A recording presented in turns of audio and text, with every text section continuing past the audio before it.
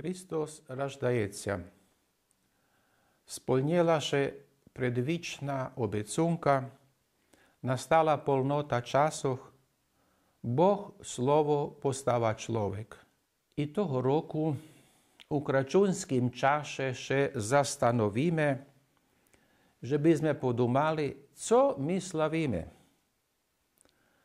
Żebyśmy ocenili to, co przeszło i podumali o buducim, kiedy idziemy i u jakim напрямі się ruszamy.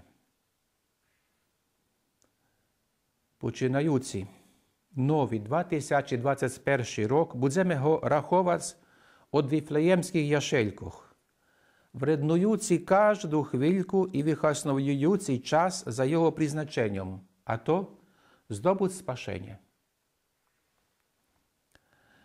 Того року славимо Рождество Христове іншак і на необичний спосіб, у надзвичайних обставинах, як нігде потераз, але ніч нас не може зопрeć і препречить, żeby się u nas narodził Chrystus Spasитель i prowadził nas do żywota wiecznego.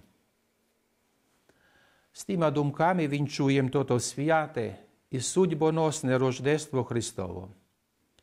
Dzień narodzenia Mesji zajednicki za wszystkich nas, preto najbudzie zajednicka i крачунська radość, a serce każdego z nas najpostanie wiflejemskie jaszelka, gdzie znajdzie swoje skloniszcze nowonarodzony Mesja, Chrystus i Bóg nasz. Chrystus рождається, славіте Його.